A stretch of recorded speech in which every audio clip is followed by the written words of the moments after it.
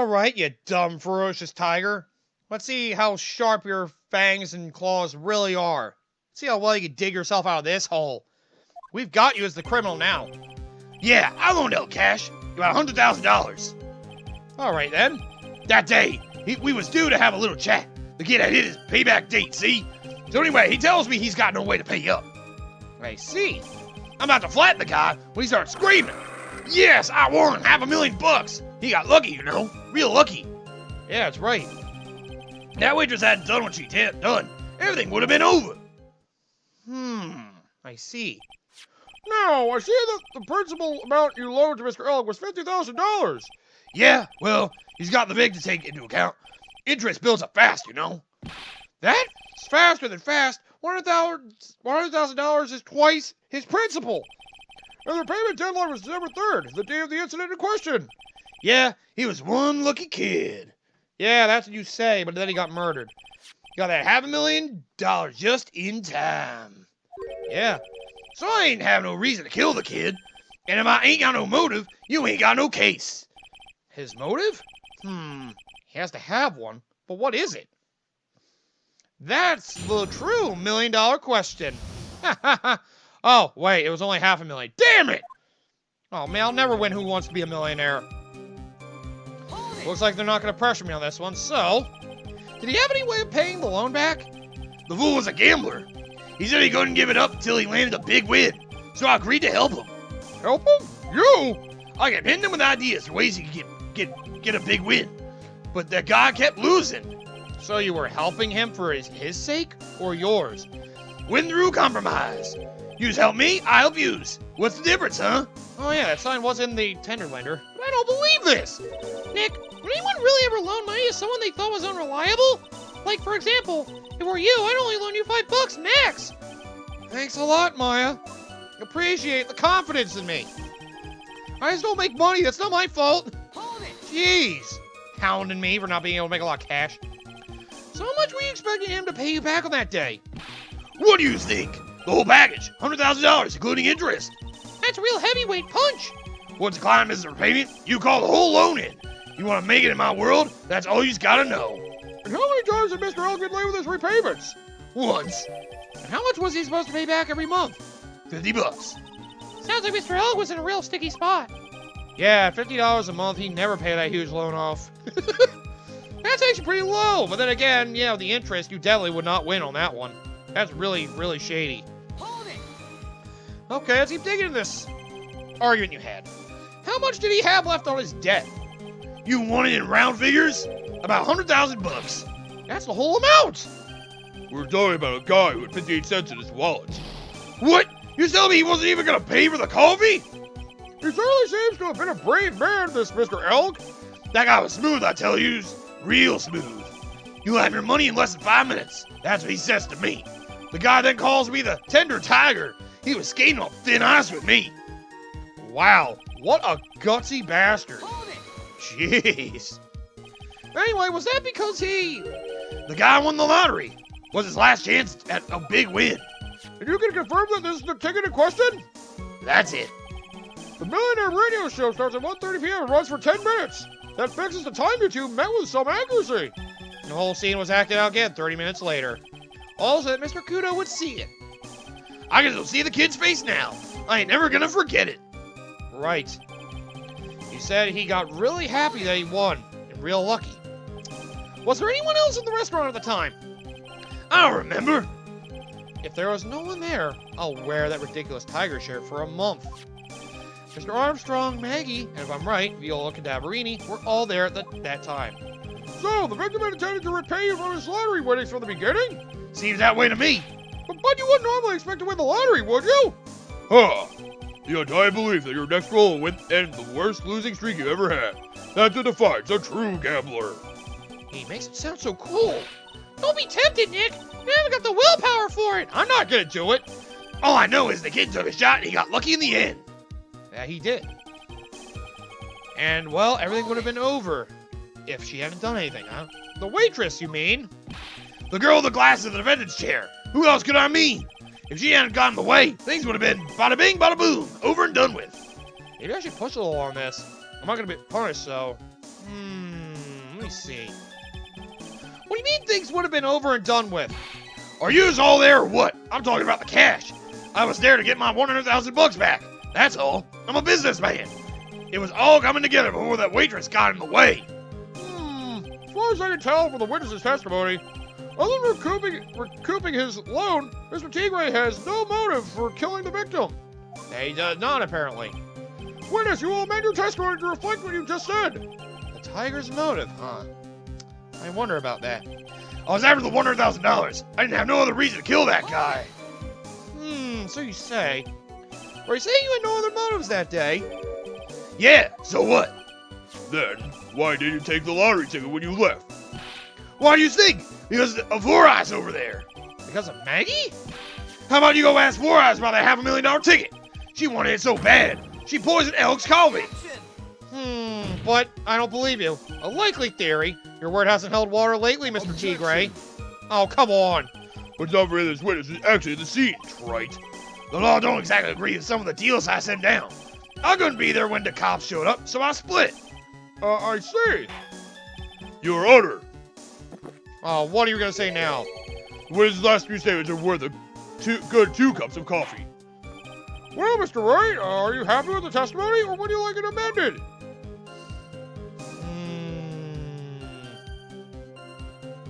Amended? I'm not going to get anywhere with the testimony as it stands. Your Honor, the defense would like the testimony amended. Very well. Witness, you will amend your testimony to reflect your recent statements, please. What do you say now? Thanks to what she did, my business with that kid was over.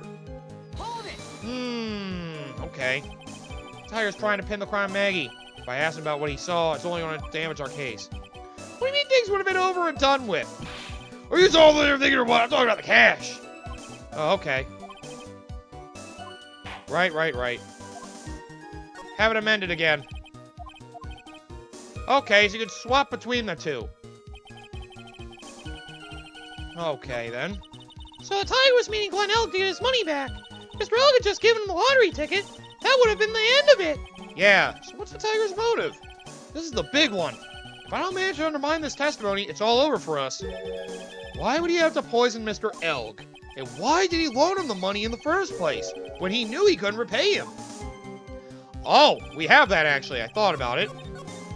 Right.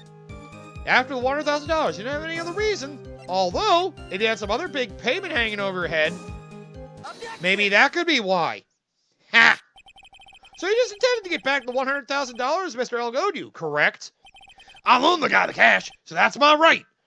Yeah, but unfortunately for Mr. Elk, $100,000 wasn't enough to cover it, was it? Huh? About 6 months ago, you were involved in a traffic accident, weren't you? Yep, an accident involving a car and a scooter, in which a young woman was injured. She was taken to the hospital, where she underwent surgery. That's right. Where did you get all this info? These medical papers document the treatment of the young woman in question. According to these, her operation cost $1 million. Payment for these expenses was due in December of last year, and was paid in full. $1 million? A preposterous sum! Someone should sue these HMOs! Ha! No one will pay a bill like that. If the medical associate got wind of it, the hospital would end up as dead as a morgue. Funny thing about that, but Mr. Tigre had no choice but to pay, because his very life depended on it. Yeah, you know. Grog! We're starting to get the cadaveries involved. I hope you like this. Order! You say his life depended on it, Mr. Wright? Indeed it did, simply because the injured woman was none other than Viola Cadaverini. Did you say cadaverini? Yes, I did. Bruno Cadaverini, my boss in charge of all the world activities in the city, and doting grandfather to his precious Violetta, also known as Viola Cadaverini. Is it Viola or Viola? I gotta figure that out. Probably Viola. Poor! Your life was in danger unless you paid compensation to the boss, correct? It makes sense. You were desperate to acquire the $1 million Cadaverini demanded of you. So desperate, in fact, you decided to sacrifice Glenn Elk's life to pay your debt. Yeah, that you were. Order! What do you say to that, witness? It's a nice little fairy tale, trite, but even the witness did need $1 million. That doesn't tie him to Mr. Elk's murder. Mr. Elk only owed $100,000 and had no hope of repaying it anyway. Yeah, that guy wasn't worth my spit. Yeah, but I don't think so. In fact, the opposite is true. The opposite? Lending money with no hope of ever seeing repayment would normally be bad for business. But, in this case, the very fact that Glen Elk had no way to repay the money is crucial. What? Do you know where you're going with this, Nick? You've got to think outside the box, Maya. Outside the box? It's very straightforward. Mr. Tiger wasn't after the $100,000 at all. That's right. It seems to have a logical conclusion for this theory, Mr. Wright. Would you care to share it with us? What exactly was Mr. Tigray after? Well, something that happened to be in his office, probably. Because this is worth millions of dollars, and he knew it. So Glen Elk was a programmer. A highly skilled programmer. That skill was the collateral Mr. Elk put up in order to borrow the money. Can you explain how skill can be used as collateral to secure a loan, Trite? Yes. He had the skill to create a computer virus, and so he did. A virus known as MC Bomber. A computer virus? What does one of those do? A computer virus is a program that wreaks havoc on the insides of a computer. A computer? What does one of those do? Have you never seen one before, Judge? I guess the beard isn't the only part of his honor that is from the Stone Age. I'll explain to you later, Your Honor. Right now, this is the important point. A virus like MC Bomber would be worth several $1 million on the black market. Mr. Tigray, you couldn't have cared less about the $100,000, isn't that right? All you cared about was one thing, the virus. Yep, because of that payment you had to make to the mafia. On the day of the murder, Mr. Tigray's sole intention was to get his hands on a CD. Glen Elk had no way of paying back the $100,000 and Mr. Tigray knew it. Wait, I said that wrong. But then a miracle happened. For Glen Elk, anyway, the kind that Mr. Tigray would prefer to say never happened. But he can't, and neither can I. The lottery win? Exactly. At the 11th hour, Mr. Elk won $500,000 on the lottery, which left Mr. Tigray with no way of getting his hands on the all-important CD. Damn, I said it wrong again. At least, no legitimate way. Yep. So, because he could actually pay him back, but he needed more money, he resorted to illegitimate means. Yep, there's your motive. That's crazy! He murdered Glen Elk, and then made his next move, to frame Maggie Bird for the crime. Yep, Mr. Tigray posed as Glen Elk. And while Viola Cadaverini played the role of Miss Bird. Okay, I'm gonna go with Viola. And then they reenacted the whole thing in order to establish a witness, which would be Mr. Victor Kudo. The witness being the one we all heard yesterday testify. Yikes, I can't read well. Like I said, Trite, that's crazy. No one can pull off a stunt like that. Besides, there's no way the chef could have been kept in the dark about it. He didn't care about that, because Mr. Armstrong was in on it from the very beginning. Have you forgotten already, Mr. Kudo? Mr. Armstrong owed the witness money, too. $500,000, in fact. He had no choice but to go along with Mr. Tigray's plan. There we go. Yeah. You're that speechless, huh, Tiger? That's surprising. Order! Order! Silence! We're all clear to the courtroom! You just put on a good show, Spikey. If you just want to stay alive in the loan shark business, you gotta be careful. You say I dressed up like that kid, create a witness, and frame someone? If I did something crazy like that, I'd leave a trail as bright as my shirt. I ain't dumb enough to do something sloppy like that. I agree. You do? Despite your appearance, you're very careful. That's why I took one more precaution. One more trick to make sure Miss Bird had no way out. What? Another one, Mr. Wright? Yep, finally. To expose him. Interesting. Well, you fill us all in, Trite. What was the trick you say Mr. Tigray performed to frame the accused? I mean, he could have done all that, set her up, sure. But looking at the evidence, he would have gotten caught. Unless, of course, he tried to go against the evidence to hide his trail. Therefore, what on earth is that? What an insult to think anyone can be fooled by such a childish imitation! consider yourself insulted, Your Honor. Mr. Tigray, you didn't just pose as the victim on the day in question. A month ago in this very court, you posed as me. With your damn hair. What? That's... The truth. But the witness looks nothing like you, Mr. Wright. Although, now that I think about it, it was you, wasn't it? There you go. No doubt it was you, standing here in this very court a mere month ago. The fee is trying to put on the most disreputable, shabby defense I'd ever seen. Grrr! Finally! You now see it. About goddamn time. Can you prove that, Gramps? Prove that attorney who represented the accused here a month ago was this man? Are you prepared to take the stand and testify that it was him? Well, Hey, forget about it, yeah? oh no. I want to do something like that, not me. You made a mistake, right? It was someone else, huh? Someone else, huh? You think that, but have you no pride, sir? Objection. Or are you just afraid?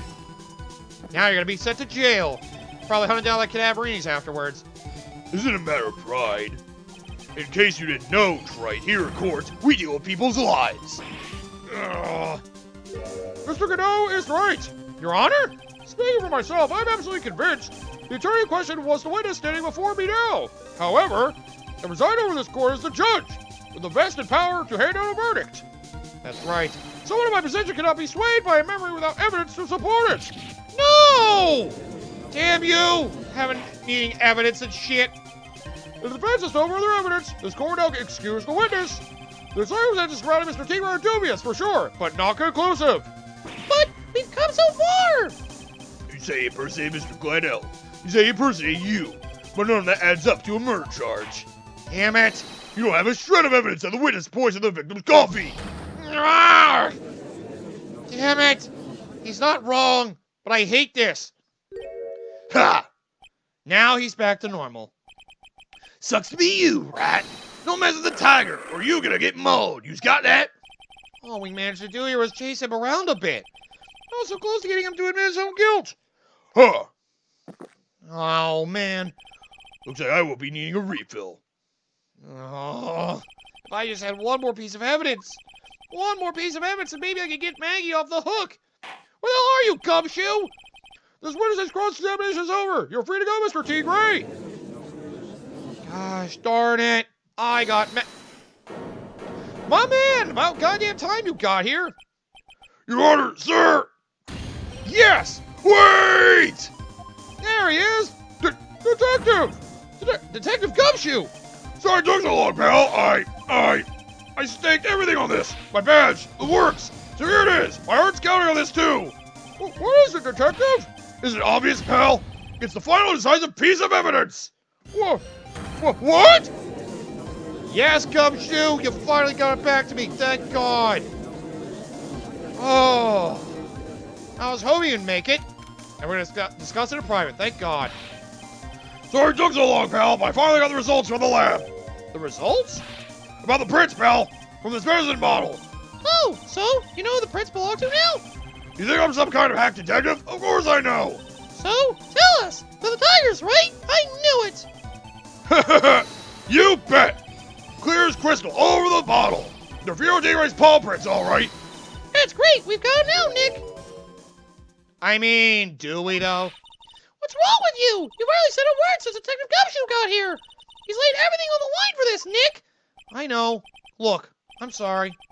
This is kind of hard to say, but it really doesn't make any difference whose prints are on that bottle now. Huh? What? Why not? What we need to produce at this stage of the trial is irrefutable evidence that the tiger put poison in Gladell's coffee. He's already admitted that he met the victim. The fact that his prints are on this bottle, that really doesn't make any difference now. Damn it! I knew it. Great. The harder I try, I'm never of any use. Hey, don't be so hard on yourself.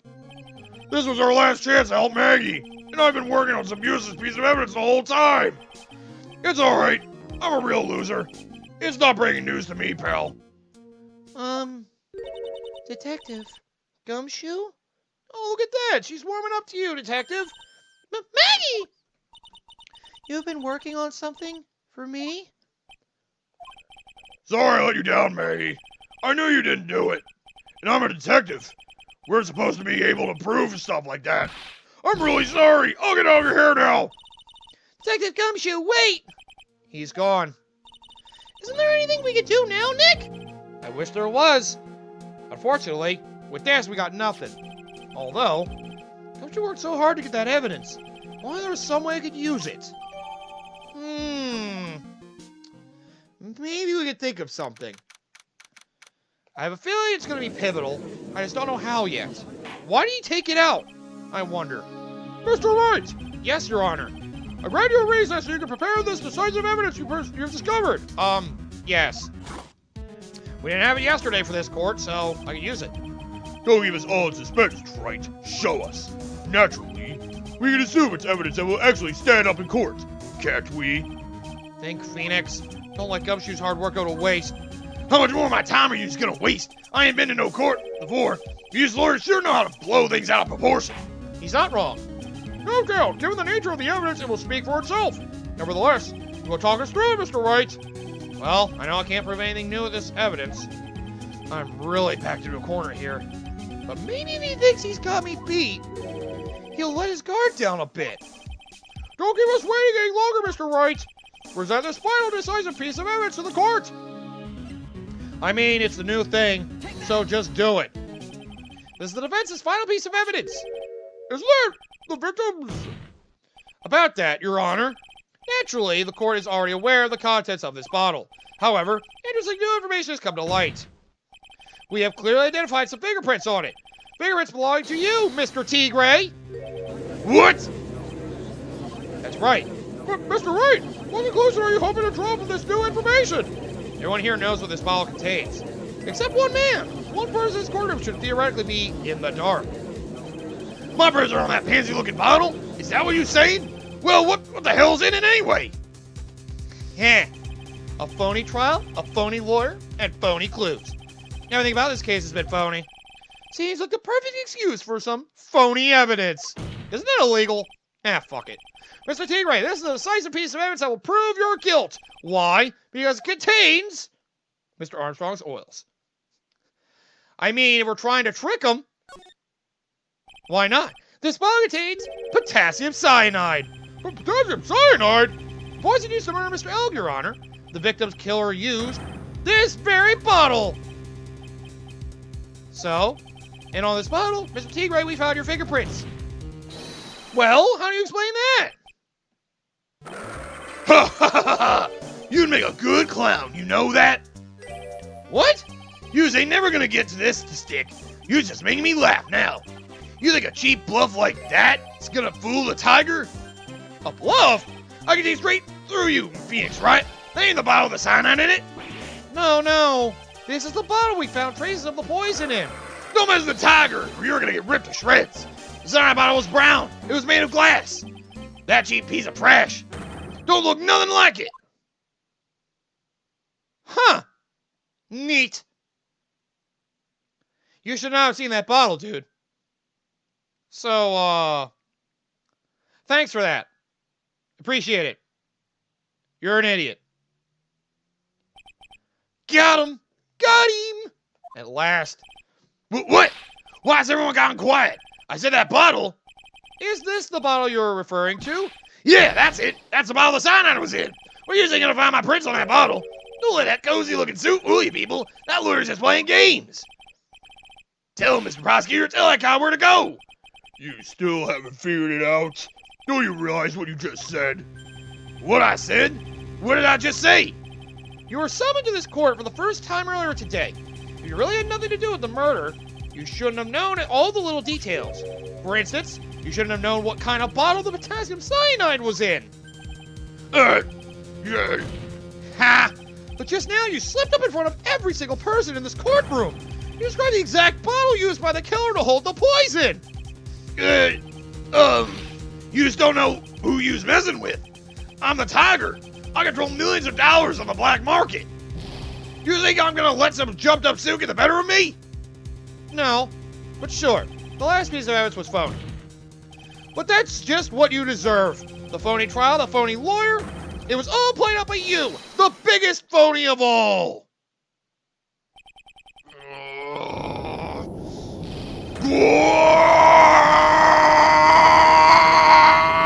Oh God, what's he doing? Oh jeez. He roared himself into death? Huh. He passed out by screaming himself to death. Can we get the lights back on, by the way? Well, what's going on? It looks like a blackout. How will he do that? Also, ow. Well done, trite. I got the win. I saved my 17th cup of coffee just for you. That was not needed to turn on the lights. Savor it. While you watch the police restrain your prey. Damn right. Did he just pass out from roaring? Damn, that's impressive. Mr. Wright, you got a tiger by his tail, but if this one hollers, he won't be let go. Really, Judge? Now then, how are things going with Mr. Tigre, Mr. Goodell? He's being arrested on suspicion of the murder of Glen Elk, Your Honor. Fortunately for us, we managed to rectify a very grave error. Miss Bird was found guilty in the absence of a genuine defense attorney. Yes, she was. And in the absence of genuine evidence. But the tiger made one mistake. Indeed. He very nearly got away with everything if it wasn't for that one slip of the tongue by that damn meddling lawyer. Your Tigre is a truly frightening criminal. Ha! The truly frightening one is that defense attorney over there. Godot, why do you hate me? Jeez. Well, I'm now in a position to deliver my verdict. This court finds the defendant, Maggie Bird, not guilty! I can't believe I had to reverse this. This is such bullshit. Weird. You can't retry someone if they've been found innocent, but if they've been found guilty due to faulty defense, you can redo it. Interesting laws you have there. That is all. This court is adjourned. It's a weird double standard, don't you think? Then, yeah, I guess they take it very seriously if somebody is convicted and was wrongly convicted without any good evidence to back it up. Fair enough. Mr. Wright, I'm at a loss for words. Thank you, sir. Congratulations, Maggie. I was so mad Mr. Wright lanced me in all that trouble a month ago, but now I feel like I can forgive him. Hey, it wasn't me, Maggie. That was the tiger. Look, Nick, in the doorway. Detective Gumshoe. Oh, guess I'll be heading off then. See you around, pal. Well, wait. Come on, don't run away, dude. Detective Gumshoe. Oh, yeah. Congratulations, Maggie. Thanks. Oh, this is awkward. I knew you were innocent all along. Why didn't you say that in your testimony then? Huh? Oh, well, guess I'll be heading off then. See you around. Jeez, Gumshoe, wait up, detective. He just ran off. Maggie, why are you being so hard on him? He busted his butt for you. It's thanks to him that we got the medication bottle. That wasn't even any use. But it's only because Mr. Wright used it so cleverly. Detective Gumshoe was just running around in circles. Poor guy. Looks like she still isn't ready to forgive him. Can you put in a good word for him, Nick? Yeah, Maya's right. I should help Gumshoe out. It's clear he needs it. Maggie, you know, Detective Gumshoe's been really worried about you through all this. I wanted to believe that, sir. But on that first day of the trial, he practically gave the judge a free pass to look me up. Lock me up. He didn't have any choice, Maggie. He's a detective. He has to report the facts. He doubted me. That's why. He thought I might have done it. I've got to prove to her that Gumshoe really cares about her. I know. I'll give her a little present to celebrate her freedom. How about the ear medicine? I was wondering why this other lunchbox is going to be used. By the way, it should be cold now. Here you are, a present to celebrate your freedom. That's... A present from Detective Gumshoe, made with a ton of love. He said you lost weight and he was worried about you. Yeah. Detective Gumshoe. I actually really like weenies, you know? Speaking of hunger, fricking Maya! Did you guys hear that? I'm pretty hungry myself, you know. Yeah, the trial dragged on a bit today, didn't it? Is it okay if I eat this now? I mean, of course. Go ahead. Here you go. So, how is it, Maggie? It's really good. Oh, there we go. Now you can forgive Gumshoe, finally. Maybe he stands a chance after all. So the case of Phony versus Genuine comes to an end. The false allegations surrounding Maggie have all been cleared up. Thanks to my good detective work, damn it, unlike Gumshoe. And who knows? Maybe a whole new chapter of her life is about to start. Maybe now she can actually get on a good life that doesn't have a bunch of misfortune tied to it. Doubtful. But a woman can dream, I suppose.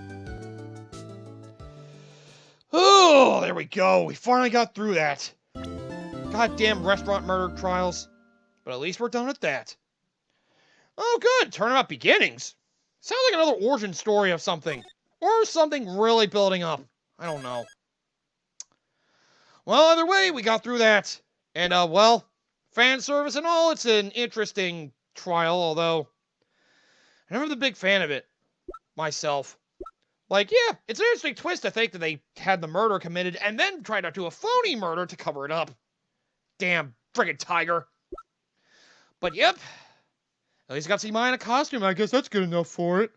What about Mia? Shut up. Alright, then we'll end this episode here. So, come back next time for the beginning of the next trial. Which doesn't last, surprisingly. Because, well, we got another interesting story to tell before the final trial begins. And, well, if the last trial got you a little annoyed, this one is interesting, at least. And I'm looking very forward to seeing how this devolves from... Wait, devolves? To me, devolves? Yeah, whatever. Next time, we're going to learn more things about the past. If you can't tell by the word beginnings of the turnabout. See you guys next time.